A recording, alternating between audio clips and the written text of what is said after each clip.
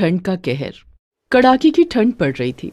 गरीब बिरजू इस कड़कड़ाती ठंड में भी फटी पुरानी कमीज पहनकर बाजार में मोची की दुकान लगाए बैठा था। तभी एक ग्राहक आकर कहता है, राम राम, ऐसी कड़ाके की ठंड में भी फटी पुरानी कमीज पहनकर बैठा है ये। क्यों भाई, तुझे ठंड नहीं लगती है क्या? ठंड तो बहुत लगता है भाई, मगर गरीब ठंड की परवाह करेगा तो खाएगा क्या? जूता वूता ठीक कराना है तो बोलो। हाँ हाँ, हमारा जूता पॉलिश कर दो भाई।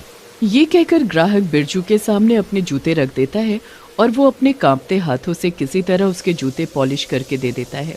ये लो, हो गया जूता पॉलिश। जूता पॉलिश का 10 रुपया बनता है। हाँ हाँ, ये लो 10 रुपए। उस दिन ज्यादा ही ठंड पड़ रही थी। ठंड के कारण बिरजू का रोम रोम कांपने लगा था। आसपास सभी लोग गर्म स्वेटर और ना जाने क्या क्या पहने हुए थे। उन सबको देखकर बिरजू मन ही मन सोचता है, काश मुझ गरीब के पास भी इन लोगों के माफिक कोई गर्म स्वेटर या कंबल होता तो कितना मजा आता। काम करते समय ठंड से हाथ तो ना ठिठुरता। एक दिन कुछ ज्यादा ही ठंड पड़ रही थी और ठंड के कारण बिरजू की कपकपी बंधी थी। आज तो ये ठंड जान ही लेने पर तुल गई है, सहन नहीं हो रही है। देखो तो हाथ कैसे कांप रहे हैं, औजार उठाने तक की हिम्मत नहीं है। ये कहते कहते बिरजू की नजर एक अलाव की तरफ जाती है। कुछ दूर एक अलाव चल रहा था और लोग उसके आसपास खड़े आग ताप रहे थे। ये देख बिरजू मन ही मन खुश हो जाता है।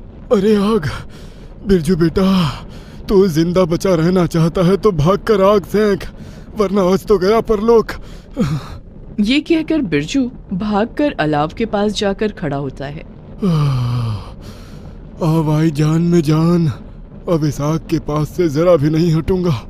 यहीं खड़ा रहेगा तो काम का तेरा बाप करेगा बिरजू। कोई गरम स्वेटर या कंबल काहे नहीं खरीद लेता? गरम स्वेटर या कंबल की बात सुनकर बिरजू रुआंसा होकर कहता है, अरे बंसी, इस धंधे की कमाई से नई कमीज तक तो बनवा नहीं पाता, फिर गरम स्वेटर या कंबल कहाँ से खरीदूं भाई? उस दिन शाम को बिरजू खाली हाथ घर लौटता है और उसके घर पहुंचते ही राधिका कहती है, आ गए आप? मैं तो आपकी ही राह देख रही थी। लाइए कुछ पैसे दे दीजिए, घर में आटा चावल सब खत्म हो गए हैं। राधिका ये कह ही रही होती है कि तभी उसकी बेटी खुशी आ जाती है। बापू बापू, मुझसे ठंड बर्दाश्त नहीं होती बापू, मुझे एक स्वेटर दिला दो ना बापू। ये सुनकर बिरजू अपनी खाली जेब टटोलते हुए रोने लगता है और रोते रोते कहता है, इस ठंड में काम पर जाऊं तो ना पैसे आए, पर तन पर फटी कमीज पहनकर मैं ठंड का सामना कैसे करूं राधिका? बिरजू की बात से राधिका की भी आंखें भर आती हैं और वो अपनी गरीब हालत पर रोते हुए कहती है, ये ठंड तो हम गरीबों पर कहर बन गई है, न तन पर गरम कपड़ा और न पेट में दाना। भगवान ऐसी गरीबी किसी को ना दे। राधिका और खुशी को यूं दुखी और रोते देख बिरजू में न जाने कहां से हिम्मत आ जाती है। वो एकाएक हंसने लगता है और राधिका और खुशी को दिलासा देते हुए कहता है, अरे रो मत राधिका, देखना कल से मैं ठंड की बिल्कुल परवाह नहीं करूंगा, खूब कमाई करके लाऊंगा खूब। और तू सुन खुशी, तुझे मैं बहुत जल्दी एक नया स्वेटर खरीद कर दूंगा। हाँ। फिर उस दिन के बाद बिरजू सचमुच ही ठंड की परवाह करना छोड़ देता है। वो ठंड में कांपते गात और हाथ दोनों को काबू में रखकर सारा दिन काम में जुटा रहता है।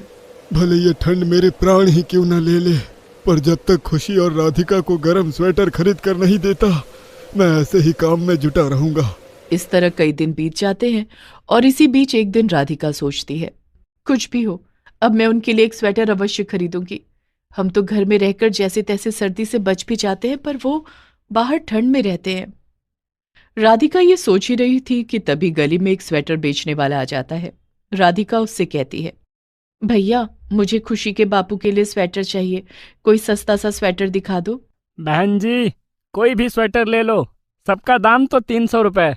पर मेरे पास तो बस 50 रुपए ही हैं भाई। जैसे ही राधिका ये कहती है, उसकी कई पड़ोसन वहां आ जाती हैं और उसका मजाक उड़ाते हुए कहने लगती हैं, 50 रुपए में तो रुमाल तक तो आवे ना, ये सयानी स्वेटर खरीदने चली है। इतनी ही कंगाल है तो हाथ में कटोरा लेकर भीख क्यों नहीं मांगती? स्वेटर पहनने की औकात नहीं है तेरे खसम की, समझी? इससे पहले कि उन औरतों की बातों का राधिका कुछ जवाब दे पाती, स्वेटर बेचने वाला बीच में आ जाता है। देखिए, किसी की गरीबी का ऐसे मजाक उड़ाना सही नहीं है। किसी का भाग्य बदलते देर नहीं लगती। हो सकता है कि कल यही कंगाल तुम लोग से अमीर बन जाए। स्वेटर बेचने वाले का ये करारा जवाब सुनकर उन सबको सांप सूंघ जाता है और वे वहां से चुपचाप खिसक जाती हैं और राधिका रोने लगती है। राधिका को रोता देख स्वेटर बेचने वाला कहता है, रो मत बहन, मेरे पास एक पुराना स्वेटर है। यदि तुम चाहो तो मैं उसे 50 रुपए में दे दूंगा।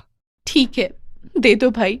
राधिका 50 रुपए देकर पुराना स्वेटर खरीद लेती है और फिर शाम को बिरजू घर आता है तो जाड़े में उसकी कपकपी बंधी होती है। वो राधिका को आवाज देते हुए कहता है, राधिका, जल्दी आओ राधिका। देखो, मुझे बहुत तेज सर्दी लग रही है। लगता है आज मैं नहीं बचूंगा। राधिका बिरजू का माथा छूकर देखती है तो हैरान रह जाती है। अरे, आपको तो बहुत तेज बुखार है, आपको तो अस्पताल ले जाना पड़ेगा। पर उसके लिए पैसे कहाँ हैं राधिका? तभी खुशी वही पुराना स्वेटर लेकर आ जाती है और उसे बिरजू को देते हुए कहती है, बापू, ठंड लग रही है तो लो, ये स्वेटर पहन लो। स्वेटर? ये स्वेटर कहाँ से आया?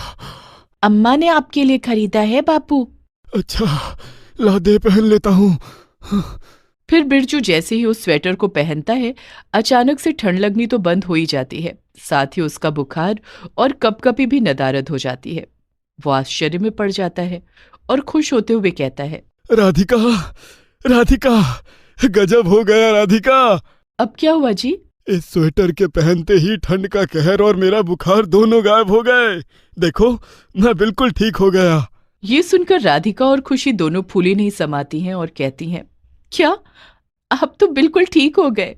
हाँ राधिका, मैं सच कह रहा हूँ। राधिका बिरजू का माथा स्पर्श करती है तो वो भी हैरान रह जाती है।